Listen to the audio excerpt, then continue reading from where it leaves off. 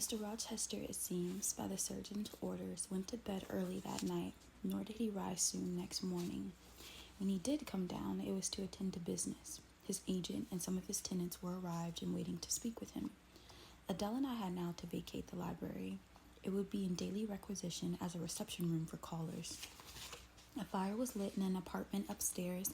When they say apartment, is it dead as like an actual apartment? Like, how rich do you have to be to have an apartment in your house?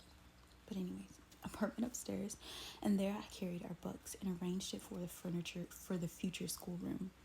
I discerned in the course of the morning that Thornfield Hall was a changed place. No longer silent as a church, it echoed every hour or two to a knock at the door or a clang of the bell. Steps, too, often traversed the hall, and new voices spoke in different keys below it. A rill from the outer world was flowing through it. I had a master for my part. I liked it better.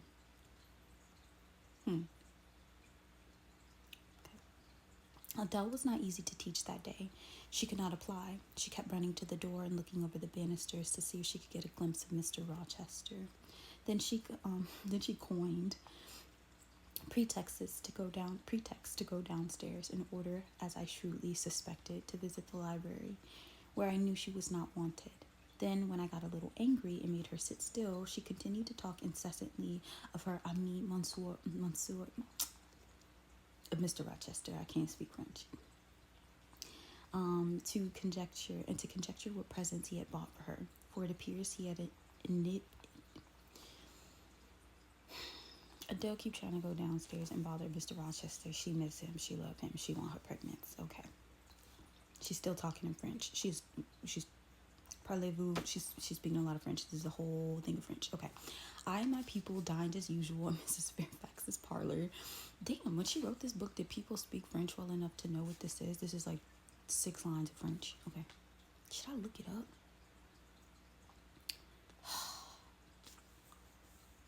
Okay, I had to look it up, and I'm disappointed, but also like I don't know why I thought she said something profound. She was literally just asking for her gifts. She was just asking for her gifts. Anyways, I and my people dined as usual in Mrs. Fairfax's parlor. The afternoon was wild and snowy, and we passed it in the schoolroom. At dark, I allowed Adele to put away books and to run downstairs, for from the comparative silence below and from the cessation of appeals to the doorbell, I conjectured that Mr. Rochester was now at liberty. Left alone, I walked to the window, but nothing was to be seen then. Twilight and snowflakes together thickened the air and hid the very shrubs of the lawn. I let down the curtain and went back to the fireside. In the clear embers, I was tracing a view not unlike a picture I remembered to have seen of the castle of Heidelberg on the Rhine. When Mrs. Fairfax came in, breaking up by the entrance the fiery mosaic I had been piecing together, and scattering too some heavy, unwelcome thoughts that were beginning to throng on my solitude. Mr. Rochester would be glad if you and your pupil would take tea with him in the drawing-room this evening, said she. He has so much been engaged all day that he could not ask to see you before. When is his tea time? I inquired. Oh, at 6 o'clock. He keeps early hours in the country. You had better change your frock now. I will go and fasten it. Here's a candle. Is it necessary to change my frock? Yes, you had better. I always dress for the evening when Mr. Rochester is here.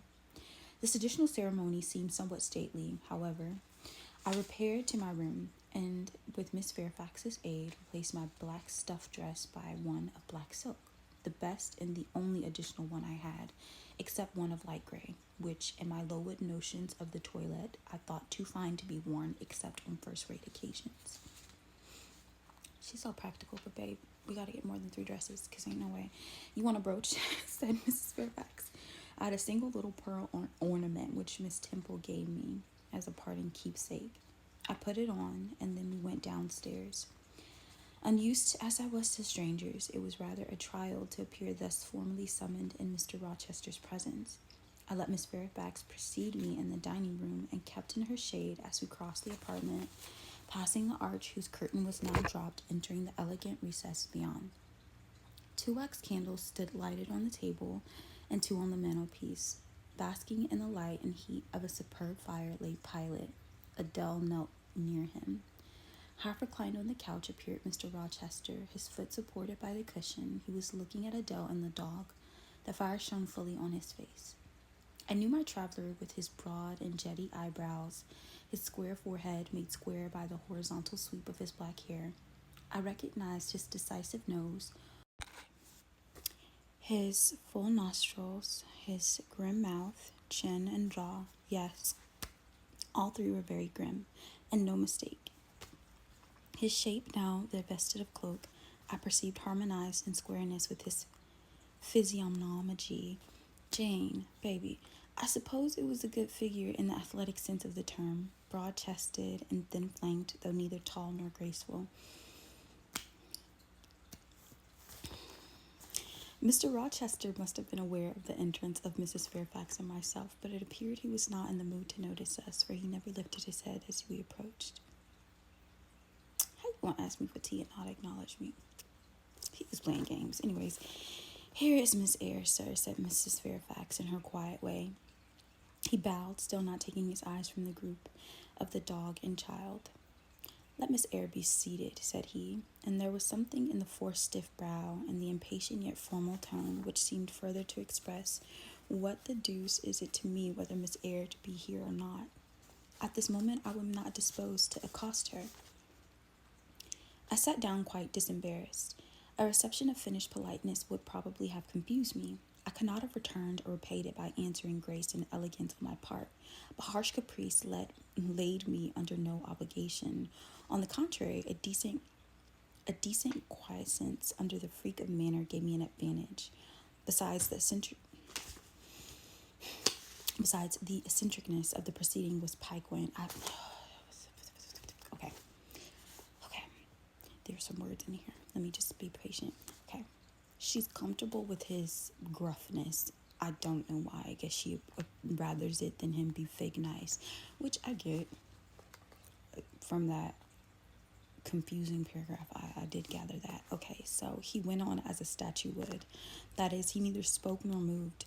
Mrs. Fairfax seemed to think it necessary that someone should be amiable, and she began to talk.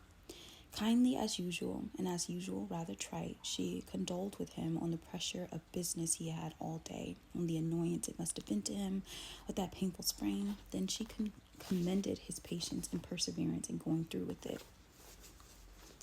Madam, I should like some tea, was the sole rejoinder she got.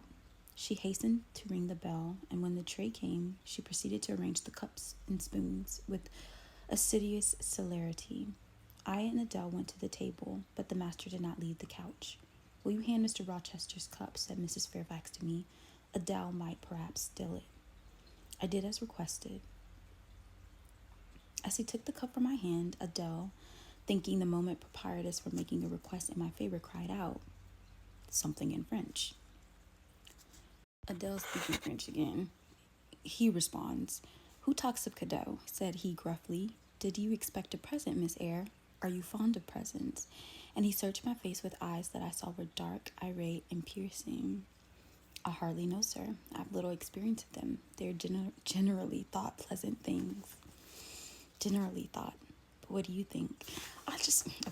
I love when movies keep the exact same script, because I've seen the BBC version of Jane Eyre so many times, and they keep the script like exactly so, and I like it. So I can visualize. Okay. I should be obligated. I should be obligated to take time, sir, before I could give you an answer worthy of your acceptance. A present has many faces to it, has it not? And one should consider all before pronouncing an opinion as to its nature. Miss Eyre, you are not so unsophisticated as Adele. She demands a cadeau. Cadeau? Clamorously, the moment she sees me, you beat around the bush. Because I have less confidence in my deserts than Adele has. She can prefer the claim of old acquaintance and the right too of custom, for she says you have always been in the habit of giving her playthings. But if I had to make out a case, I should be puzzled, since I'm a stranger and have done nothing to entitle me to an acknowledgement. Oh, don't fall back over on modesty. I've examined Adele and find you have taken great pains with her. She is not bright, she has no talents, yet in such a short time she's made much improvement.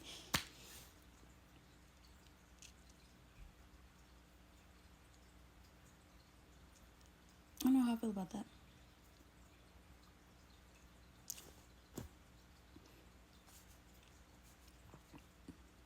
I'm trying to think if I've ever met a child that was not bright and had no talent.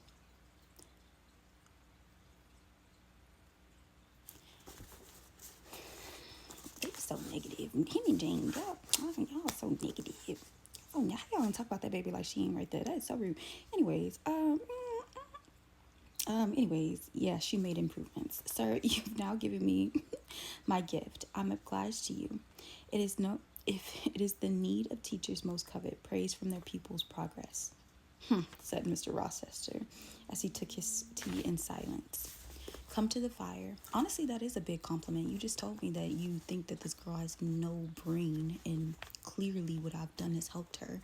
So is it that she doesn't have any talent, or is it that no one's tried to cultivate? That's like saying a tree doesn't have any fruit. But did y'all try to grow the tree? Like, did y'all... They so mean to this little girl. They be talking about this little girl. Y'all... Anyways, come to the fire, said the master, when the tray was taken away and Mrs. Fairfax had settled in a corner with her knitting, while Adele was leading me by the hand around the room, showing me the beautiful... Okay, apparently the room is big enough for her to lead her around it. Beautiful books and ornaments.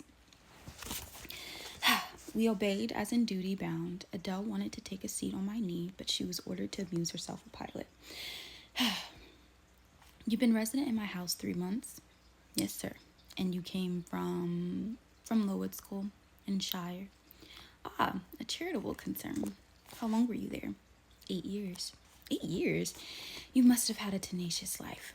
I thought half the time in such a place would have done up any constitution. No wonder you have rather the look of another world. I marveled where you had got that sort of face. When you came on me in Hay Lane that night, I thought unaccountably of fairy tales and had half a mind to demand whether you had bewitched my horse. I'm not sure yet. Who are your parents? I have none, nor ever had, I suppose. Do you remember them? No, I thought not. And so you were waiting for your people when you sat on that stile. For whom, sir? For the men in green. It was a proper moonlight evening for them. Did I break through one of your rings that you spread that damned ice on the causeway? I shook my head. The men in green all forsook England 100 years ago, and I speaking as seriously as he had done. And not even in Hay Lane or the fields about it could you find a trace of them. I don't think either summer or harvest or winter moon will ever shine on their revels more. Mrs. Fairfax had dropped her knitting with raised eyebrows, seemed wondering what sort of talk this was. Okay, so they initially have a chemistry because they're both thinking fairy tale, kid story, weird stuff about their first encounter. And Mrs. Fairfax is confused, as am I, because why are y'all talking about little elves and shit? But anyways. Well, resumed Mr. Rochester, if you disown parents, you must have some sort of kinfolk, uncles and aunts. No, none that I ever saw. In your home? I have none. Where do your brothers and sisters live? I have no brothers or sisters. Who recommended you to come here? I advertised, and Mrs. Fairfax answered. Yes, said the good lady, who now knew what the ground we were upon. Thank you, finally, back to normal. And I'm daily thankful for the choice Providence led me to make. Miss Eyre has been an invaluable companion to me and a kind and careful teacher to Adele. Don't trouble yourself to give her a character, returned Mr. Rochester. This will not bias me. I shall judge for myself. She began by felling my horse. Sir, said Mrs. Fairfax, I have to thank her for this spring. The widow looked bewildered. Miss Eyre, have you ever lived in a town? No, sir. Have you seen much society? None but the pupils and teachers of Lowood, and now the inmates of Thornfield. Yeah, not the inmates. Have you read much? Only such books as came my... Okay, this is better. Okay, have you read much? Only books that came my way, and they have not been numerous or very learned. You've lived the life of a nun, no doubt. You are well drilled in religious forms. Brocklehurst, who I understand directs Lowood, is a parson, is he not? Yes, sir. He ain't no Christian. That motherfucker. Anyways, and you girls probably worshipped him, a convent full of religious women who would worship their director. That's not what he said, but I'm going to summarize it. Oh, no. You are very cool. No. What? A novice not worship her priest? That sounds blasphemous. Why? Anyway. I disliked Mr. Brocklehurst, and I was not alone in my feeling. He was a harsh man, at once pompous and meddling. He cut off our hair, and for economy's sake bought us bad needles and thread in which we could hardly sew. That was very false economy, remarked Mrs. Fairfax, who now again caught the drift of the dialogue. I like that she chimes in when she can, because sometimes they be leaving her out. Anyways. And was at the head in front of the offending, demanded Mr. Rochester. He starved us when he had the sole superintendence of the provision department before the committee was appointed, and he bored us with long lectures once a week, and with evening readings from books of his own and his own writing about sudden deaths and judgments, which made us afraid to go to bed. What age were you when you went to Lowood? About 10. And you stayed there 8 years and are now then 18? I assented. Arithmetic, you see, is useful. Without its aid, I should have hardly been able to guess your age. It is a point difficult to fix what features and countenance are so much at variance as in your case. And now, what did you learn at Lowood? Can you play? A little. Of course, that is the established answer. Go into the library. If you please. Excuse my tone of command. I am used to saying, do this, and it is done. I cannot alter my customary habits for one new inmate. Go then into the library, take a candle with you, leave the door open, sit down at the piano, and play a tune. I departed, obeying his directions. Enough, he called out in a few minutes. You play a little, I see, like any other English schoolgirl, perhaps better than some, but not well. Again, honest, doesn't beat around the bush, no pretenses, but rude. That's why they like each other, though. I closed the piano and returned. Mr. Rochester continued. Adele showed me some sketches this morning, which she said were yours. I don't know whether they were entirely of your doing. Probably a master aided you? No, indeed. Rude. Ah, that pricks pride. Well, fetch me your portfolio, if you can vouch for its contents being original, but don't pass your word unless you are certain I can recognize patchwork. Then I will say nothing. Okay, that pricks pride. Well, fetch me your portfolio. Then I will say nothing, and you shall judge for yourself, sir. I brought the portfolio from the library. Approach the table, he said, and I wheeled it to his couch. Adele and Mrs. Fairfax drew near to see the pictures. No crowding, said Mr. Rochester. Take the drawings from my hand as I finish with them, but don't push your faces up to mine. He deliberately scrutinized each sketch and painting. There he laid aside the others. When he examined them, he swept from him. Take them off to the other table, Miss Fairfax, said he, and look at them with Adele. You, glancing at me, resume your seat and answer my questions. I perceive these pictures were done by hand. Was that hand yours? Yes. And when did you find time to do them? They must have taken time and thought. I did them in the last 2 vacations I spent at Lowood, when I had no other occupation. Where did you get your copies? Out of my head. That head I see now on your shoulders. Yes, sir. Has it other furniture of the same kind within? I should think it may have. I should hope better. He spread the pictures before him and again surveyed them alternately. This is like, there is no sexual tension here, but this is like definitely some good banter. I see the chemistry. While he's so occupied, I will tell you, reader, what they are. At first, I must premise that they are nothing wonderful. The subjects had indeed risen vividly out of my mind as I saw them with the spiritual eye before I attempted to embody them. They were striking, but my hand would not second my fancy, and in each case I had brought out but a pale portrait of the thing I had conceived. These pictures were in watercolors. The first represented clouds, low and livid, rolling over a sullen sea. All the distance was an eclipse. So too was the foreground, or rather the nearest billows, for there was no land. One gleam of light lifted into relief a half-submerged mass, on which sat a cormorant, dark and large, with wings flecked with foam. Its beak held a gold bracelet set with gems that I touched with the brilliant tints as my palette could yield, and as glittering distances as my pencil could impart. She didn't have what she needed to get the vision across, but she tried. The second picture, I'm going to skip that part because this is one. The second picture contained a foreground, only the dim peak of a hill, with grass and some leaves slanting as if by a breeze. Beyond and above spread an expansive sky, dark blue as twilight, raising into the sky with a woman's shape to the bust, portrayed in tints of dusk and softer that can combine. The dim forehead was crowned with a star. The lineaments below were seen as though the suffusion of vapor. The eyes shone dark and wild. The hair streamed shadowy. On the neck lay a pale reflection like moonlight. The same faint luster touched the train of thin clouds from which rose and bowed this vision of the evening star. The third was an iceberg. I love you, Jane. I'm skipping that. Okay. Were you happy when you painted these pictures? Asked Mr. Rochester presently. I was absorbed, sir. Yes, I was happy.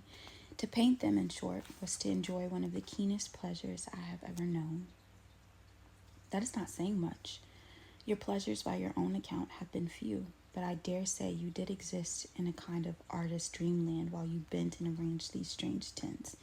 Did you sit at them long each day? I had nothing else to do, because it was the vacation, and I sat in them from morning till noon, and from noon till night. The length of the midsummer's days favored my inclination to apply. And you felt self-satisfied with the result of your ardent labors? Far from it. I'm tormented by the contrast between my ideas and my handiwork. In each case, I imagined something which I was quite powerless to realize. Not quite. You've secured the shadow of your thought, but no more probably. You had not enough of the artist's skill and science to give it full being, yet the drawings are far from a schoolgirl, peculiar. As to your thoughts, they're elfish. These eyes in the evening star you must have seen in a dream. How could you make them look so clear and yet not at all brilliant? From the planet above quells their rays, and what meaning is there in their solemn death? And who taught you how to paint wind? There's a high gale in the sky and on the hilltop. Where did you see Latmos? For that is Latmos. There, put the drawings away. Oh, he liked them drawings. Yes, my girl talented. I had scarce tied the strings of the portfolio when, looking at his watch, he said abruptly, "It's 9 o'clock. What are you about, Miss Eyre? To let Adele sit up so long? Take her to bed." He mad because you mad because I'm entertaining. You mad because you like me. You mad because I'm 18 years old and I know how to paint. Ain't nobody taught me. This pure talent. Okay. Adele went to kiss him before quitting the room. He endured the caress, but scarcely seemed to relish in it more than Pilate would have done, nor so much. "I wish you all good night now," said he, making a movement of his hand towards the door, in token that he was tired of our company and wished to dismiss us. You ain't gonna dismiss me. I took my portfolio, curtsied to him, received a frigid bow in return, and so withdrew. "You said Mr. Rochester was not strikingly peculiar, Mrs. Fairfax," I observed, when I rejoined her in her room after putting Adele to bed. "Well, is he?" "I think so. He's very changeful and abrupt." "True, no doubt. He may appear so to a stranger, but I'm so accustomed to his manner." Not me starting to like Mrs. Fairfax. She's hilarious, actually. She's like, "I literally don't care. That's just how he is." True, no doubt. He may appear so to a stranger, but I'm so accustomed to his manner. I never think of it. And then, if he has his peculiarities of temper, allowance should be made. Why? Partly because it's his nature, and we can none of us help our nature, and partly he has painful thoughts, no doubt, to harass him and make his spirits unequal. What about family troubles, for one thing? But he has no family. That would trouble me. Okay, but he has no family. Not now, but he has had, or at least relatives. He lost his elder brother a few years since. His elder brother? Yes. The present Mr. Rochester has not been very long in possession of the property, only about 9 years. 9 years is a tolerable time. Yeah, so when you was 9, he was running the house. Interesting. Yes, the present Mr. Rochester has only been in possession of the property for 9 years. No. 9 years is a tolerable time. Was he so very fond of his brother as to still be inconsolable for his loss? Why, no, perhaps not. I believe there was some misunderstandings between them. Mr. Roland Rochester was not quite just to Mr. Edward, and perhaps he prejudiced his father against him. The old gentleman was fond of money and anxious to keep the family estate together. He did not like to diminish the property by division, and yet was anxious that Mr. Edward should have wealth too, to keep up the consequence of the name. And soon after he was of age, some steps were taken that were not quite fair and made a great deal of mischief. Old Mr. Rochester and Mr. Rowland combined to bring Mr. Edward into what he considered a painful position for the sake of making his fortune. What the precise nature of that position was, I never clearly knew, but his spirit could not brook what he had to suffer in it. He's not very forgiving. He broke with his family, and now, for many years, he's led an unsettled kind of life. I don't think he's ever been a resident of Thornfield for a fortnight together since the death of his brother, without a will left his master of the estate, and indeed, no, wait, I don't think he's ever been a resident of Thornfield for more than 2 weeks since the death of his brother, without a will left his master of the estate, and indeed, no wonder he shuns the old place. Oh, okay, he just got stuck there. Why should he shun it? Perhaps he thinks it's gloomy. The answer was evasive. I should have liked something clearer, but Mrs. Fairfax either could not or would not give me more explicit information of the origin and nature of Mr. Rochester's trials. She averred that they were a mystery to herself, and that's what she knew was chiefly from conjecture. I was trying so hard to get this last sentence. It was evident indeed that she wished me to drop the subject, which I did accordingly.